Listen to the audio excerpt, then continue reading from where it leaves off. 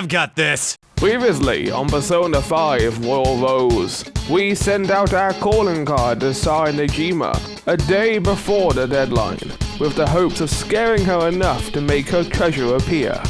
This ends up being a success, and after a leviathan of a fight, we take her treasure. However, the sudden appearance of many cops causes us to have to run. Taking the treasure ourselves, we flee separately to the other Phantom Thieves, encountering Yoshizara on the way to help us with the escape. However, we were unfortunately incarcerated, Najima conducting an interrogation on us.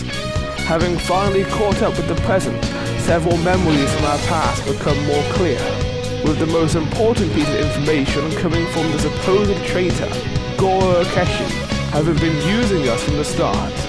And following the Sai's interrogation, he gets his chance to put us down for his justice. All seems bad until the truth is revealed. The Phantom Thieves have been playing Akeshi the entire time, using our knowledge about the metaverse to survive our execution, as well as finding out who the big bad behind this all is. Masayoshi Shido, running to be the new Prime Minister, with Akeshi acting as his dark executioner. With Najima as a new ally, we plan our next step to take down these villains. Take this! Previously on Persona 5 Royal Road, Masayoshi Shido, our arch-enemy, is running to be the Prime Minister of Japan. We knock our heads together to try and find what his palace is. Our searching bears fruit after a chance encounter of the man, as well as flashbacks. He wishes to steer the people for his own purposes, thus a boat. We arrive on deck and start making our way through the palace. However, we are stopped, requiring 5 letters of recommendation from VIPs. First, we speak to the politician, Mr. Oa, in the restaurant, and then we speak to a former noble at a swimming pool. With the first 2 letters obtained, we continue our search on this cruise liner. What? Previously on Persona 5 Royal Rose, we continue hunting down the letters of recommendation in Shido's palace, taking one from a TV president and one from an IT president. After dealing with the cleaner, we finally have all 5 letters. However, we are stopped by our rival, Akeshi. He exclaims frustration with our escape and reveals his motivation. He was responsible for many dark incidents in an attempt to please his father, Masayoshi Shido. An intense encounter with Akeshi reveals his psychic abilities, leading to the reveal that he has 2 personas, Robin Hood for his lies and Loki for his rage. After a decisive victory, Akeshi languishes his inability to build connections with people. However, this is cut short by the arrival of his cognition on the ship.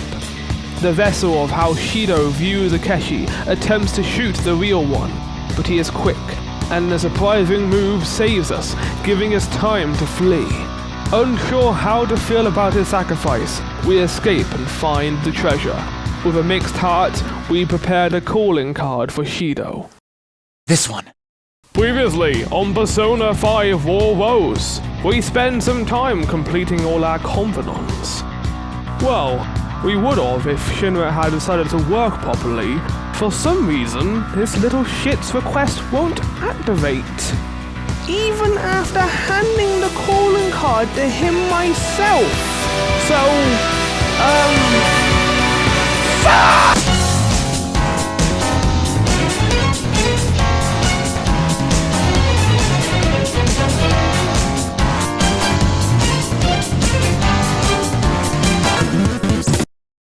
Can't be.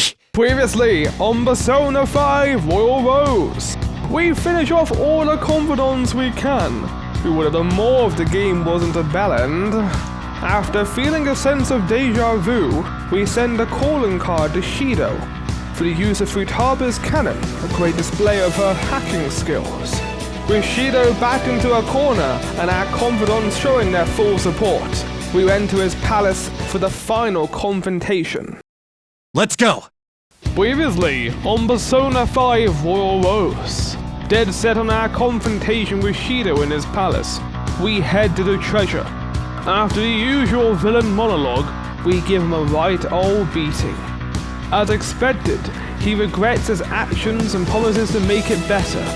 We leave the palace with the hopes of the change he promised. This doesn't happen, however. Even after confessing to his crimes live on TV, people behind the scenes continue trying to pull the strings.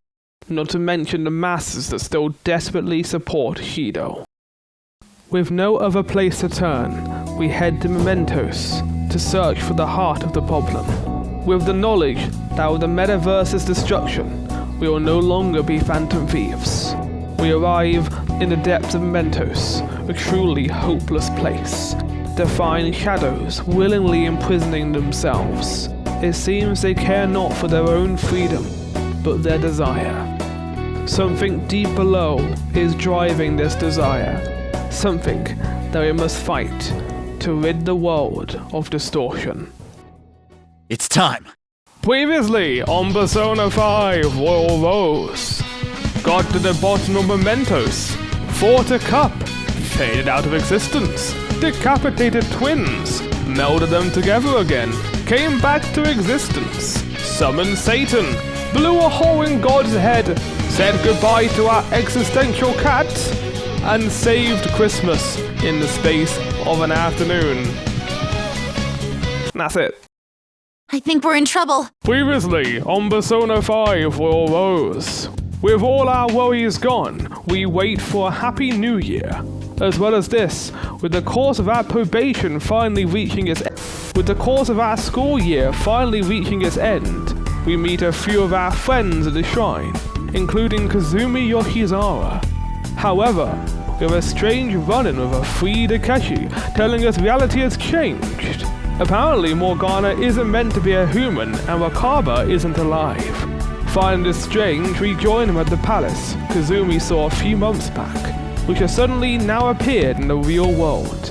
Entering it, we find a pristine laboratory where patients are seeking Entering it, we find a strange laboratory where Kazumi is confronted with her past trauma by none other than our former school therapist, Takuto Maruki. Using his experience in cognition, he has shaped a new reality for us, one devoid of suffering.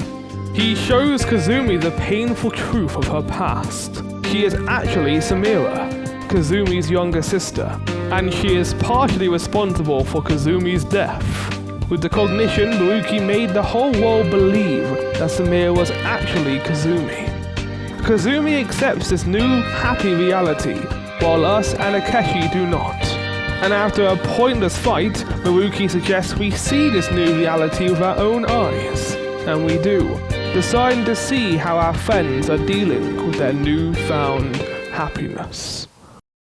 This has to hit something. Previously on Persona 5 Royal Rose. Following Maruki's advice, we go to see how everyone is doing. And as expected, they're having a wonderful time in this new reality. However, by bringing them this news of distortion, they soon realize the truth. While this occurs, us and Akechi return to the palace to confront Maruki. And during a tense encounter with Kazumi's persona, our friends arrive to help. Finally, we are able to snatch Samira away from Maruki's clutches. Dealing with the emotional fallout, we set about our plan with Lavenza. Akechi also joining us for this new excursion, we decide to re-infiltrate the palace, so that we can confront a god that may be more powerful than even Yauda Bioff.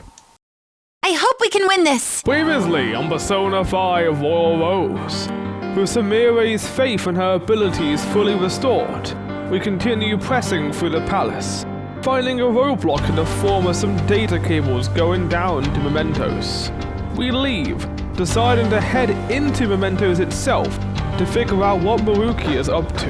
Before that though, we spend some time consoling our friends and supporting Kazumi. Shouldn't we run? Previously on Persona 5 Royal Rose, we continue spending our time supporting our friends, including doing a bunch of darts, which didn't infuriate me at all. With Samira's confidence in herself restored, we return to Mementos during a day with heavy snow. we discover that the pipes we saw in Maruki's palace are leaving the core of Mementos, heading out to a newly created area, according to Jose. With a new path, we head along it to see if we can find the key to progress. Where's my persona? Previously, on Persona 5 Royal Rose, we finish off exploring Mementos, cutting off the connection to Maruki's palace. We also fight the mysterious Jose, who wants to understand humans better. Arriving back at Maruki's palace, we continue for his dream laboratory, a place where he can help people dissolve their traumas.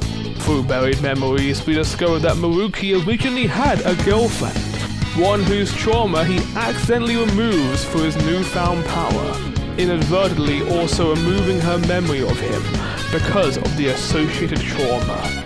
Failing to find ways to publish his findings on cognitive science, Maruki eventually turned to using Sumire as his proof of concept.